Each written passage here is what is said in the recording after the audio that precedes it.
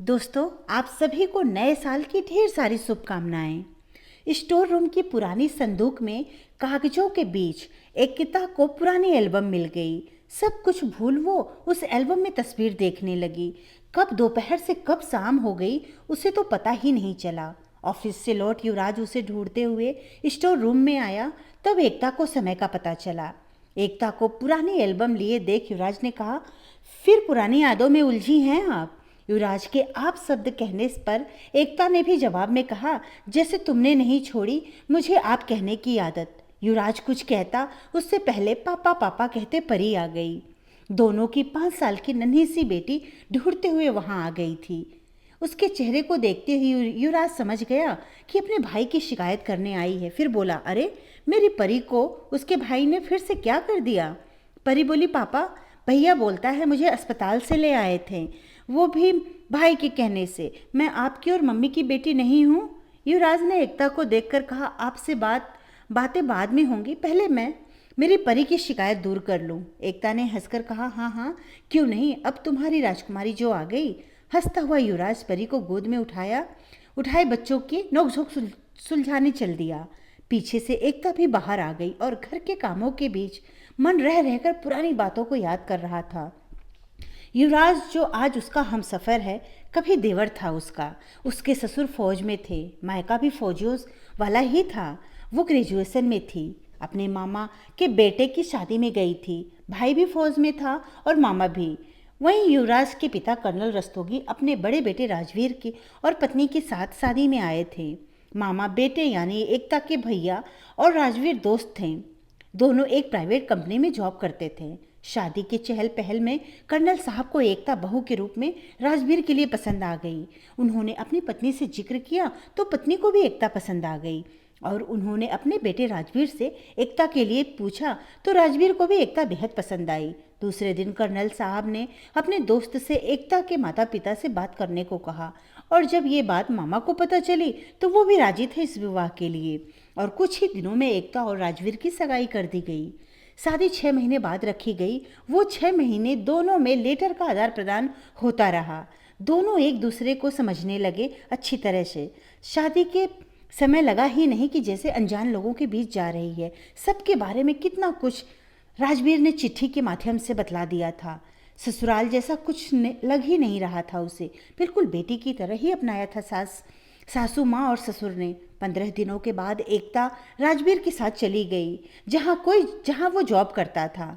उन 15 दिनों में राजवीर के साथ मिलकर युवराज से कितना मस्ती किया था उसके साथ। दोनों भाइयों में अंतर भी तो मात्र 2 साल का था। शादी के बाद 1 साल कैसे बीत गए पता ही नहीं चला। कुछ दिनों बाद राजवीर थकान महसूस कर रहा था। कुछ दिनों बाद थकान लगातार होने से डॉक्टर को दिखाया। शुरू में साधारण सी बात मानकर डॉक्टर ने इलाज किया पर राजवीर की सेहत में कोई सुधार नहीं हुआ और उन्होंने दूसरे डॉक्टर को रेफर कर दिया। लेकिन जब दोबारा टेस्ट कराया गया तो रिपोर्ट आया, उसके बाद पूरे घर पर मानो पहाड़ टूट गया। राजवीर को ब्लड कैंसर था, वो भी आखिरी स्टेज में। समय बहुत कम था उसके पास। जान रहे थे सभी की जिंदगी की इस लड़ाई में हार जाएंगे, पर फिर भी वो सभी उसके इलाज में लग गए। लेकिन यमराज ने राजवीर को डॉक्टर द्वारा दी गई समय सीमा तक भी रहने नहीं दिया। राजवीर की बीमारी और इलाज के बीच एक तो अपना ध्यान ही नहीं दिया। उसके चक्कर आना, थकान और परेशानी को समझ रहे थे सब, पर अब उसके गिरते सेहत को देख सास तुरंत डॉक्टर को दिखलाने ले गई। डॉक्टर ने जांच के बाद बतलाया कि एकता 2 महीने से गर्भ से है। एक तरफ ये रिपोर्ट खुशी दे रहा था तो साथ ही गम को ताज़ा कर गया था। सब सोच रहे थे कि आज राजवीर होता तो कितनी खुशियां मनाते वे सब।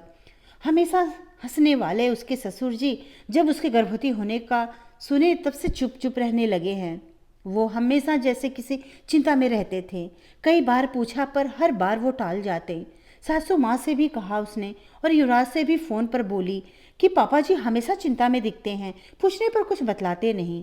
युवराज बोला, भाभी मैं अगले सप्ताह आ रहा हूँ, पापा का पूरा चेकअप भी करवा दूंगा और उन्हें समझाऊंगा भी, आप परेशान मत हो। इस बीच माँ भी पापा से बातें कर उनके मन की बात जानने की कोशिश कर रही थी। रात के खाने पर एकता पापा से युवराज के आने की बात कही।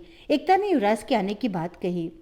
सुन उन्होंने कहा, अच्छा है आ जाए, मुझे कुछ ज़रूरी बात करनी है उससे। अब एकता को ये सुन कुछ आराम महसूस हुआ। सोचने लगी, चलो किसी से मन की बात करेंगे तो दुख कम हो जाएगा। दूसरे दिन नाश्ते के बाद सब बैठे थे, तभी एकता के मामा उससे मिलने आ गए। उन्हें देख कर्नल रस्तोगी ने कहा, अच्छा हो गया तुम आ गए दोस्त, मैं तुम्हें फ़ोन पर बुलाने की ही सोच रहा था। एकता के मामा समझ गए कि वो उनसे कुछ गंभीर बात करना चाहते हैं। शाम होते ही ससुर जी मामा को टहलाने के बहाने पार्क ले गए। मामा जी ने पूछा, क्या बात है? कर्नल रस्तोगी ने कहा, मैं एकता की दूसरी शादी करवाना चाहता हूँ। एकता मेरे लिए बहू कम बेटी ज़्यादा है, अभी बच्ची है, उसकी सारी उम्र पड़ी है सामने। मैं उसे यूं जिंदगी काटते नहीं देख सकता। मेरी बेटी भी होती तो मैं यही करता। मामा ने पूछा, एकता से पूछा है? कर्नल रस्तोगी बोले, वो बच्ची है, अभी भावनाओं में उलझी है, नहीं समझती, पर हम तुम तो जिंदगी देखे हैं और समझते हैं। फिर मामा ने पूछा, लड़का कौन है? कर्नल रस्तोगी ने कहा, युवराज। दोनों थोड़ी देर चुप रहे। फिर कर्नल रस्तोगी ने कहा, अगले सप्ताह वो आ रहा है, तब मैं पहले उससे फिर एकता से बात करूंगा। तुम एकता के माता पिता से बात कर उन्हें समझा लो। मामा जी ने अपने मित्र के इस सोच से सहमत थे। उन्होंने वादा किया अपने बहन और बहनोई को वो राजी कर लेंगे इस पुनर्विवाह के लिए। अब कर्नल रस्तोगी को युवराज के आने का इंतजार था। युवराज के आते ही उन्होंने उसके कहने पर अपना पूरा चेकअप करवा लिया। फिर उससे बोले कि मुझे तुमसे कुछ ज़रूरी बात करनी है।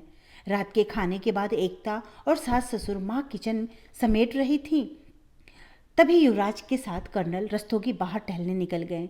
उन्होंने युवराज से सीधे उसकी और एकता की शादी की बात की। युवराज परेशान हो उठा। अब तक जिसे भाभी कहा, सम्मान दिया, उससे शादी?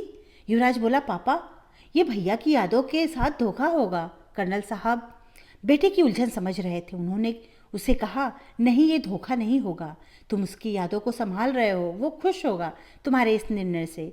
वो नहीं चाहेगा कि उसकी आने वाली संतान पिता के प्यार से वंचित रहे। दूसरी जगह शादी करोगे तो शायद वो एकता के और उसके बच्चे को वो प्यार न दे सके। फिर एकता अपनी बच्ची है, कैसे अकेली ज़िंदगी काटेगी? अगर तुम्हें एकता पसंद नहीं तो मैं उसके लिए कोई और लड़का देखूंगा। युवराज सारी बातें सुनने के बाद अपने पिता से एक दिन सोचने के लिए मोहलत मांग लिया। काफ़ी सोचने के बाद युवराज ने कहा कि एकता की रजामंदी होने पर विवाह के लिए हाँ कह दिया। दूसरे दिन कर्नल साहब ने अपने मित्र को फ़ोन कर एकता के माता पिता की मर्जी जाननी चाहिए, तो मामा जी ने बताया कि एकता के माता पिता भी राजी हैं। अब कर्नल रस्तोगी ने एकता से बात करने के लिए बुलाया, साथ ही उनकी पत्नी भी थी। दोनों की बातें सुन एकता बिल्कुल इनकार कर दी इस विवाह के लिए। सब सबसे बातें बंद कर अपने कमरे में बंद रहने लगी। सप्ताह सभी ने तनाव में बिताया। सब परेशान थे इस तनाव का असर एकता और उसके होने वाले बच्चे पर ना हो। पर एकता के मामा और माता पिता को फिर एकता के मामा और माता पिता को बुलाया गया। उनके आते ही एकता जो भरी हुई थी बातों से बिलख उठी। वो उनके साथ मायके जाने की जिद करने लगी। बहुत मुश्किल से माँ ने समझाकर शांत किया और कर्नल साहब से एकता को अपने साथ ले जाने की इजाज़त मांगी। एकता की माँ ने समझाया कि वहाँ से हटकर नए परिवेश में एकता को समझाना आसान रहेगा। फिर माँ बाप से बात खुलकर कर पाएगी। वो तो माँ बाप उसे समझाने में भी समर्थ रहेंगे। उनकी बातों को सुन सबके मन में उम्मीद की किरण जगी।